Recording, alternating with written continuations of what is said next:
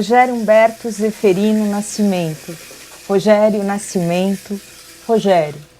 Anarquista agreste, capoeirista, guitarrista e vocalista da banda CUSP.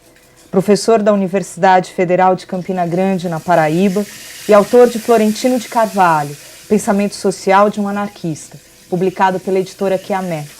Rogério é pai de Ramon, Harami, Anarco, Pétala, Amanara e de mais um rebento por vir, Niara.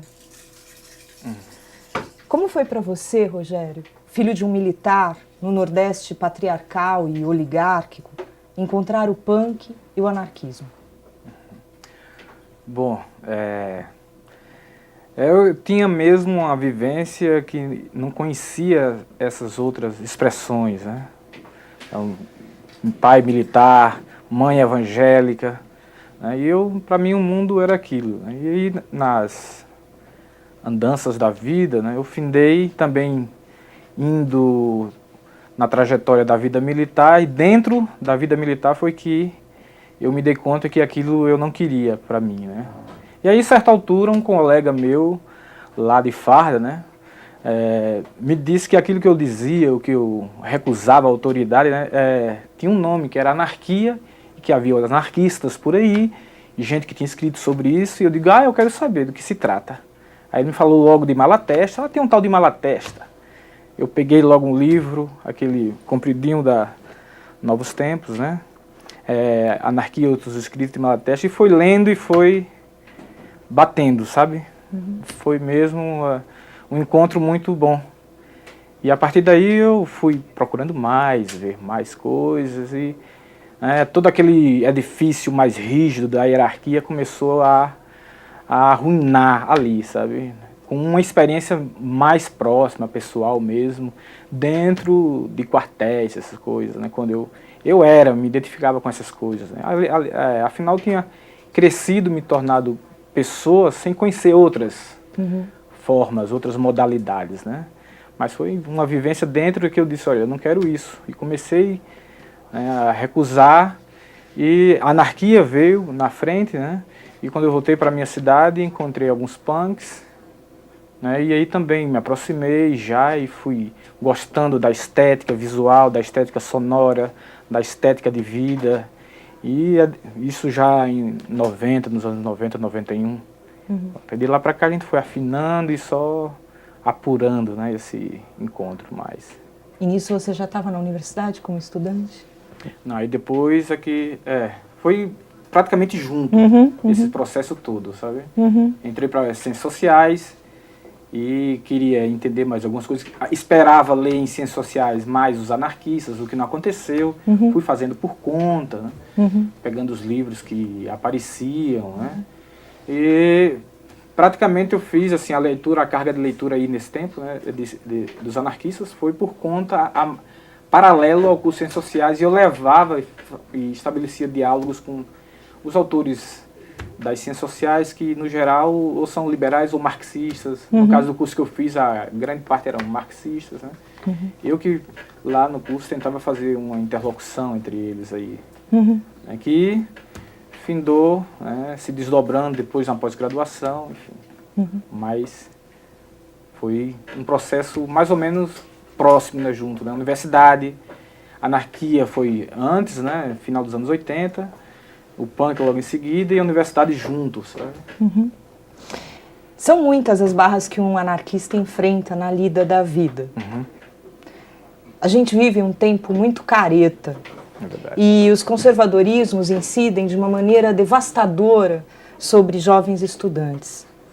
Conta uma barra recente que você tenha enfrentado como professor e anarquista na universidade que você trabalha, diante do conservadorismo e da caretice de colegas e estudantes. Nossa, isso é uma boa questão. Porque pronto, eu entrei na universidade nos anos 80, final dos anos 80, né? E havia no tempo, quando eu entrei no primeiro semestre, nos encontramos, né? Algumas pessoas se encontravam e estavam inquietas, disponíveis para acontecimentos, estavam atentas para coisas novas, né? E a gente, logo no primeiro semestre, pronto, a gente resolveu fazer grupo de estudo, sem ninguém mandar, sem o professor mandar, sem dizer que ia ganhar ponto, sem essas coisas, né? E a gente começou a ter uma relação bem próxima, pessoal, uma vivência pessoal que foi muito intensa. Isso numa turma de 40, tinha uns 8, 10 que estavam mais antenados com essas questões, né? E foi uma experiência para mim, né, assim, um divisor de águas mesmo, né? Então imagine, eu com a formação protestante bastante forte, né? Extremamente tímido, eu ainda sou tímido, mas eu era extremamente tímido, que não conseguia me expressar tendo mais de 2 pessoas. Então para mim foi um divisor de águas na minha vida, sabe? Viver com aquelas pessoas, estudar, as questões do CA, enfim, fazer festas, finais de semana. E era algo muito, muito vivo, né? Que transbordava com a vida acadêmica, essas coisas assim, né? Era algo vivo e a gente estava vivendo ali junto, né? Depois de passar desse período todo, eu acho que a universidade, aí eu acho que não é a universidade em si, mas é isso que você falou, né? Uma coisa meio acachapante, geral, né? Uma coisa meio bizonha, né? Sinistra, tomando mais todos os recantos, né? E a gente não encontra mais muito espaços, né, de liberação, né? As pessoas estão pedindo mais o controle mesmo, né? Eu vejo alunos lá na minha experiência, né? Alunos, colegas, muitos empolgados, né, com um processo de intensificação da punição, sabe, da avaliação, do peso, da medição, sabe, uma coisa, sabe, que cada vez mais está se intensificando. E eu estranho muito isso aí, sabe, e me sinto também um pouco nesse processo, me parece só eu estou estranhando lá onde eu estou, né? Mas eu acho que faz parte desse cenário mais amplo, que a própria sociedade está nesse processo, né, de fascistização, né, que vai tomando os recantos, assim, e na universidade a gente vê, né, por exemplo, teve, você pediu para falar um pouco sobre... Uma barra recente daquelas assim que tentam te destruir, né? Porque os fascistas sempre tentam destruir, né? E os conservadores pelas bordas. É verdade. Tem uma, sim? Bom, tem um semestre atrás, né, alunos dando, não foi na minha disciplina, né, mas eu tomei conhecimento, as coisas são muito próximas, a gente conhece, né, então, seminários, né, alunos vão dar seminários, né, então tinha que se combinar os temas, quem vai dar o quê, papapá, né, um dos alunos chegou num dia, por várias questões, enfim, que não era um aluno relapso, né, mas ele disse, olha, eu tive alguns problemas, não posso apresentar hoje, mas me disponha na próxima aula apresentar, né, professor. O professor estava lá, assim, uma pessoa bastante disponível, né, mas um colega dele, um aluno, pulou, professor, temos que discutir formas de punição para quem não cumpre aquilo que foi combinado. Quer dizer, isso, né, o próprio aluno pedindo para si chicote, né, punição, castigo, é isso, disso que se trata, né. Então essas formas cada vez mais isoladas, né? As pessoas um pouco vivendo em ilhas, né? Sem sensibilidade, né, para as questões mais pessoais. Isso eu acho que isso tem intensificado, né?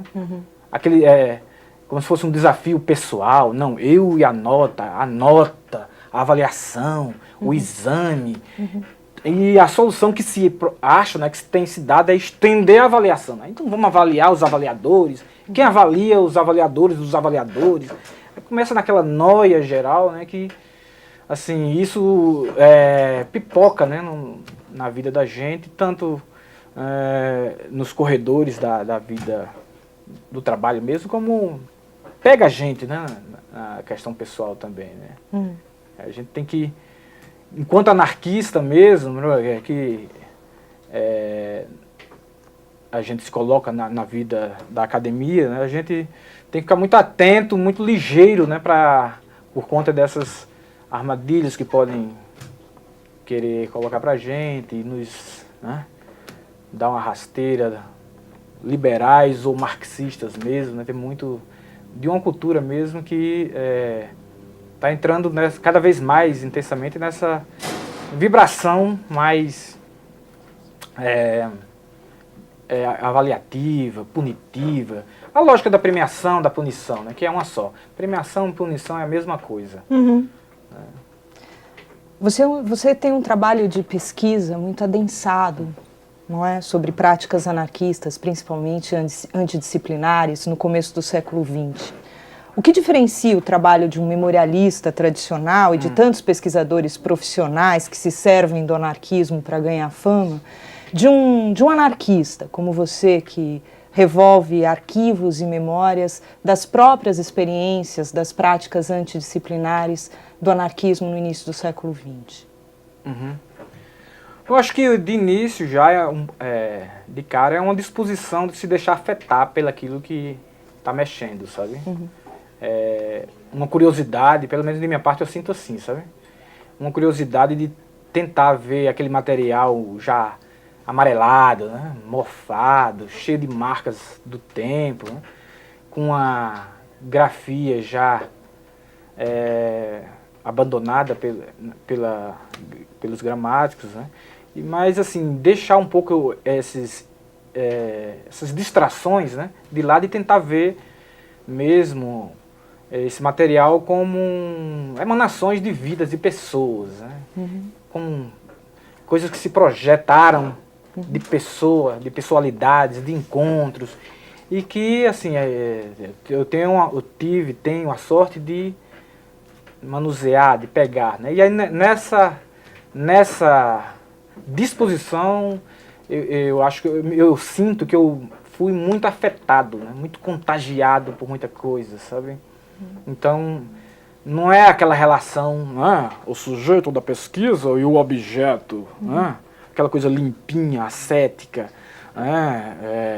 que instaura e atualiza a perspectiva de temporalidade linear. Não, estamos ali, está para o passado, que já passou, eu estou aqui na ponta, nada disso, até diluir, arruinar essas Parece que de alguma maneira você está se colocando de encontro com alguma coisa que a tua própria pesquisa, não é, mostra, de como é que foram os anarquistas que no começo do século XX, não é, introduziram essa experiência de práticas antidisciplinares, não é, numa sociedade que vinha cada vez mais se consolidando, não é, enquanto confinamento de experiências.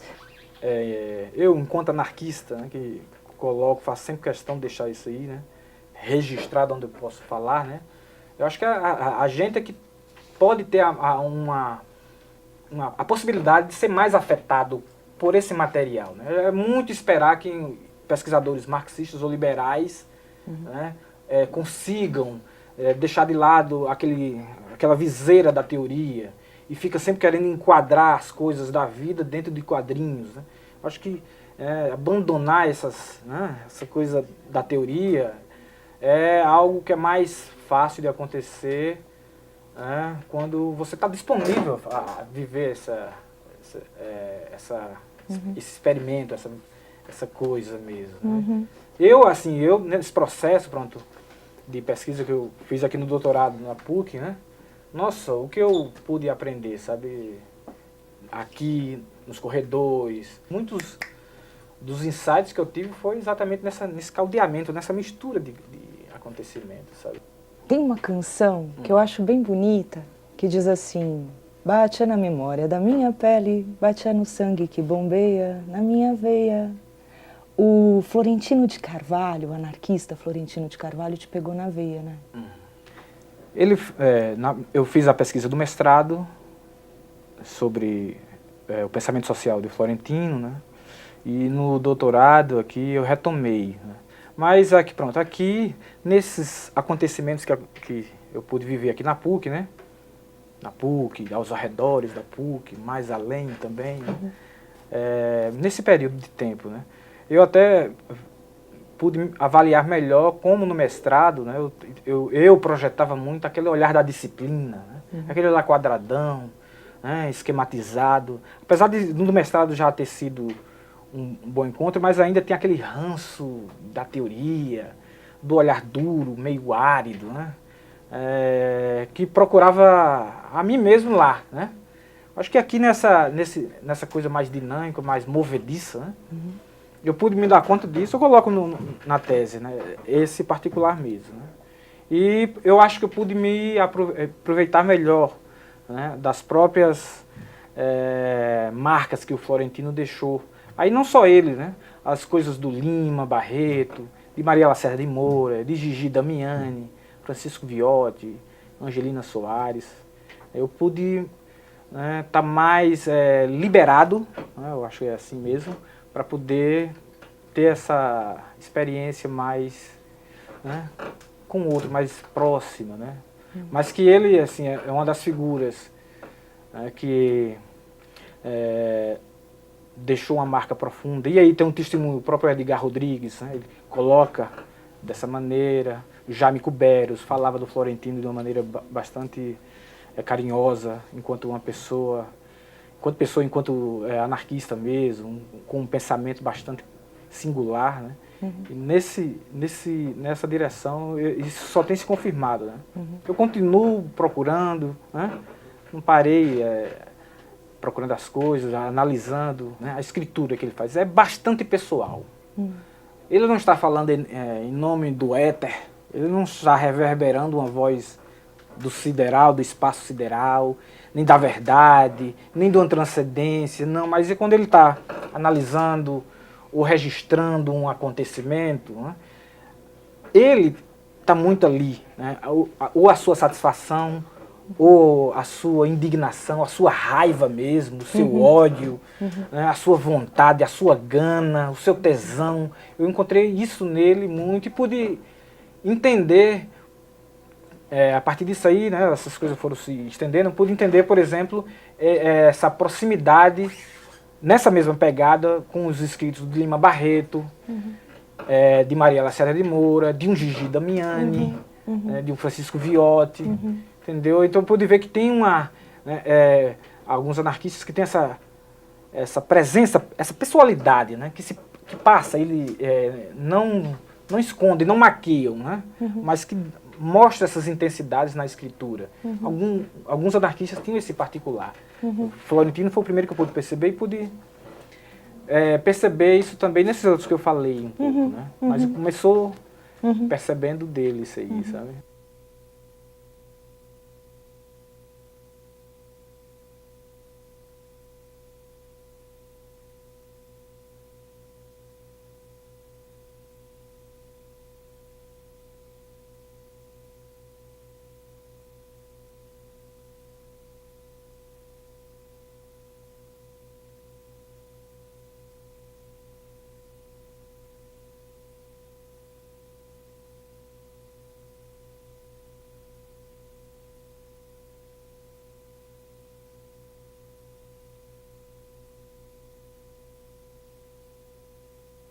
Então, do futuro de Jeová ao No Future Punk, do reverso de Deus ao Satã de Bakunin, o demônio coxo de Lima Barreto e a iconoclastia de Florentino de Carvalho. Rogério, o que há de comum entre o paraíso, o inferno e uma nova sociedade emancipadora? Muito bom isso aí, pensar essas coisas, sabe? Essa matriz, assim, cristã, né? Minha infância foi muito, muito presente, essa experiência na vertente pentecostal mesmo, aquelas bem incendiárias, sabe, que a gente conhece. Incendiárias ou bombeiras, né? Bem, né, do fuzuê mesmo, né? Eu vivia, né? Então, a minha infância eu me lembro muito forte, né? Marcou muito forte isso aí. Era muita presença do sobrenatural, aquela coisa assim, marcou muito, né? E a minha adolescência, enfim, foi muito por aí, mas já foi arrefecendo um pouco, né? E quando eu pude viver mais uma proximidade com um modo de vida mais totalitário, né, que foi na vida militar, aí eu, né, dei um pulo, eu digo, eu não quero isso pra mim, sabe? Mas foi uma coisa assim que eu fui porque quis, eu era aquilo, nacionalista, falava do Brasil, me arrupiava, aquelas coisas bem, sabe, Nossa, e como eu comecei a dar conta desse mofo, sabe, que eu estava vivendo, sabe? E o processo de saída, né, não foi fácil, mas também eu quis, né, não só sair dessa crença, mas que ela saísse de mim. E eu ia, né, intensificando essas vivências que... Né, tem um amigo meu que usa uma imagem muito boa, né, para se falar dessas coisas. Né? Ele diz assim que o tempero pimenta, né, em alguns causa alegria, né, em outros causa hemorroida. Né? Eu acho que a intensidade que a gente vive, né, é não fugir disso aí. Né? Eu não fugi, eu ficava meio tonto, né, meio confuso muitas vezes, mas não abrir mão daquilo que eu sentia, daquilo que eu intuía no tempo. Né? Então a saída desse mundo, né, que o Lima diria nos Brusundangas, a saída do país dos Brusundangas, né, foi algo que eu fui me afastando e cada vez mais, né, saindo desse referencial subjetivo, militar, né, mais religioso. Né, e o que há nessas propostas que você falou aí é sempre o adiamento, na verdade. Né? O que há de comum entre o paraíso, o inferno e a sociedade emancipadora? É sempre adiar. Né? O consolo desse adiamento é essa esperança. Né? E aí, na verdade, o que se instaura no presente, né? É uma negação desse presente em nome dessa pacificação futura que já viu, né? Aí já. Como é que fica a experiência do naturismo na sua prática anarquista? E essa história de tomar xixi, Rogério, vem do punk ou do naturismo? A urinoterapia é uma das terapias que tem nesse campo da vida natural, dos tratamentos, das terapêuticas naturais. Né? Que, quando eu ouvi falar isso uma vez, tinha ido uma especialista, essas pessoas assim mais conhecidas, mas né, já de bagagem, lá em Campina Grande, para falar disso. Eu ia para Campina no raio e escutei, né? E ela falando, e eu digo, nossa, que é isso? Tomar urina, que coisa, sabe? E achei curioso ao mesmo tempo, mas assim, aquela sensação, né, de recusa, né? Mas aí, como o mundo é redondinho, né, as coisas dão voltas, e eu fui me aproximando mais de questões naturalistas, uma orientação alimentar mais referenciado nos naturalistas, né? Findou que eu uma vez estava para viajar para SBPC, em 2000 isso. Né? A SBPC tinha que ir com um grupo de alunos e eu nunca tinha tido faringite na minha vida, estava que não podia engolir, né? E vinha já uma semana, né? Passava febre, frio, calor. De noite todo mundo dormindo, eu digo, sabe uma coisa, eu vou tomar esse xixi. Dizem que funciona, né? Pronto. Comecei a tomar e não parei. Mas aí, você descobriu que é um ótimo xarope, curou a faringite? Curou, e a febre baixou, enfim. Mas aí isso tudo entra com uma discussão que a gente pode colocar, né? Sobre a ideia de você tomar conta de si mesmo. Né? Então, na verdade, a gente vai aprendendo nesse processo de vida mais normal, né? A ter um alinhamento, um estranhamento de si mesmo, de suas particularidades, do ritmo do seu corpo, né? O que você, né, tem como corpo que a gente é. Né? E esse processo, até da urinoterapia também, foi dentro de um movimento de tomar conta de mim mesmo também. Né? Eu pude conhecer mais do que se trata a urina, né, que é uma parte da gente que é viva, até 10 minutos que sai da gente, ela é viva. Depois é que ela já se transforma em outra substância, mas até 10 minutos ela é uma parte viva de você. E enfim, isso renderia outra conversa bastante interessante também, mas é parte desse processo de tomar conta de si mesmo, né? De se conhecer, conhecer seus ritmos, conhecer suas particularidades. Né?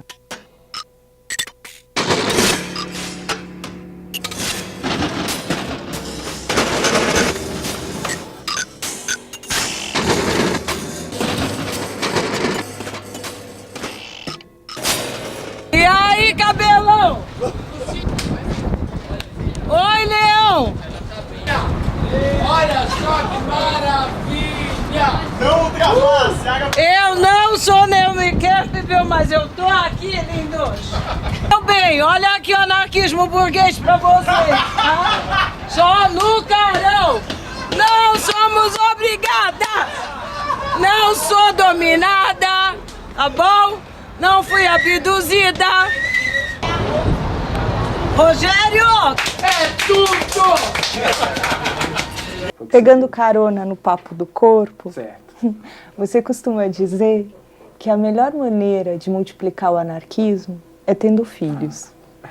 Meia dúzia tá de bom tamanho para você? É um número profano, né? Bastante interessante. Mas olha, é uma coisa muito interessante porque eu não pensava em ser pai, essas coisas, né? Mas quando eu tive o primeiro filho, a gente teve, né? Foi uma coisa incrível porque, na verdade, é outra pessoa, né? Aí começa a mistura, aquele caldeamento de gente, e eu fiquei empolgado com isso, sabia? E não pensei mais não, aí fiquei meio como que, né, sem pensar assim, não, se a gente pensar não faz, não é nada, né? Então é uma coisa muito boa, eu não consigo me pensar sem essas pessoas que estão com a gente lá em Campina Grande, né? Sem elas na vida, né? Um bom encontro, sabe? Muito bom. Bom encontro com você também. Lindo. Lindo.